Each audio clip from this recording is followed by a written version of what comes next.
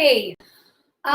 We are going to get into the meat and potatoes of this unit now. So all of this that we've been leading up to, this proportional reasoning and sort of unit rates and all sorts of different stuff, all of it leads up to this dimensional analysis. Dimensional analysis is sort of, I told you a few weeks ago when you were in the classroom, when I go through these modules, there's always like one or two lessons that are just, they take the cake. They are the hardest parts of this whole thing.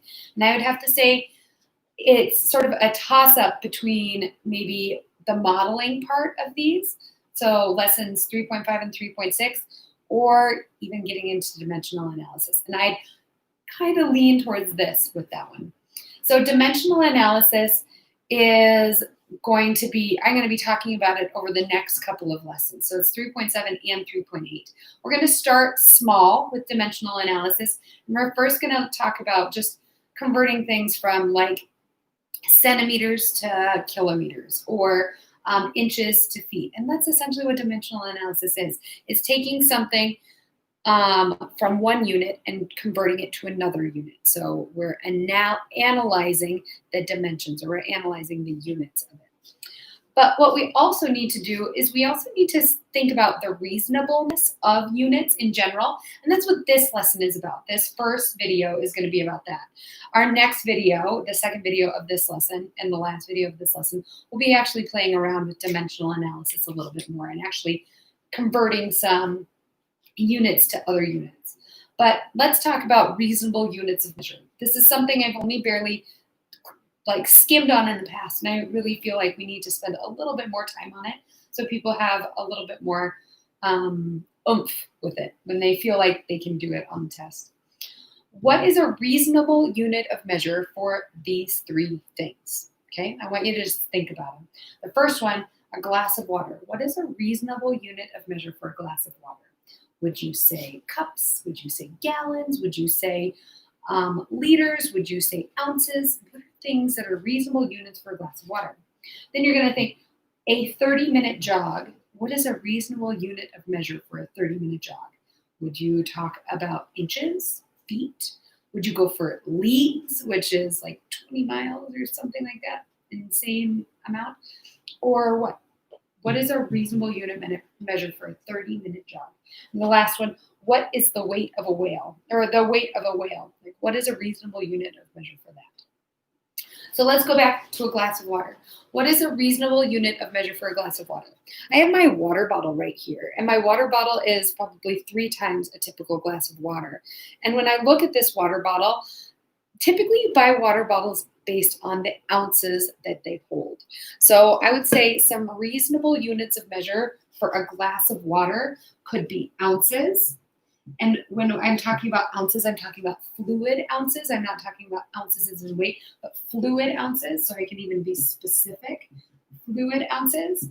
I could also talk about, in terms of if I wanted to go to any other country besides the United States, I could talk about milliliters, which is a small unit of measure for fluids, on par with ounces. I mean, you need to have multiple milliliters to create an ounce, but at the same time, milliliters could be a possibility.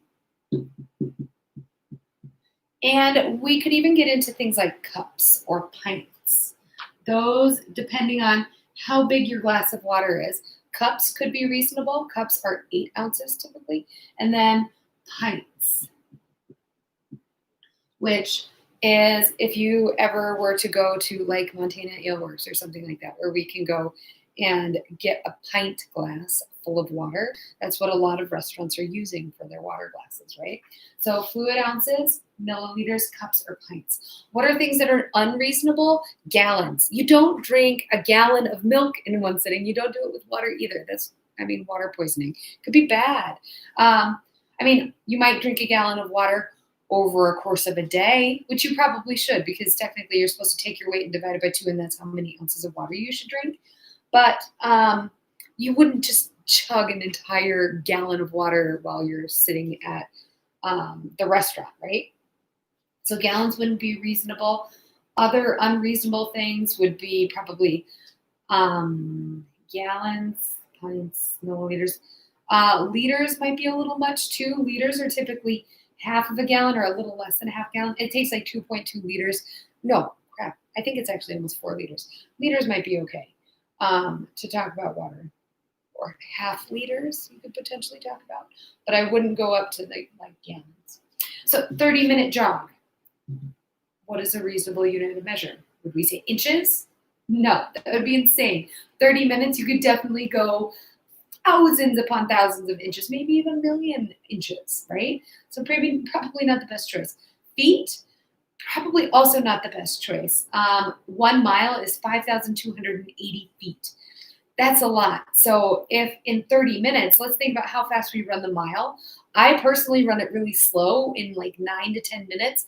That means I'm running 3 miles in 30 minutes.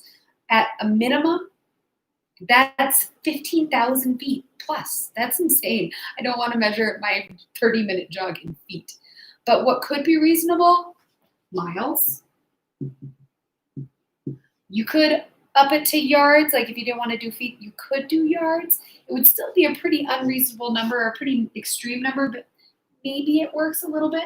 So you might be able to say yards. And if that's the case, if you can say yards, you can probably also say meters because yards and meters are within inches of each other. Miles, yards, meters.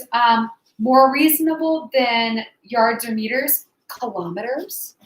That is a more comparable measure to miles.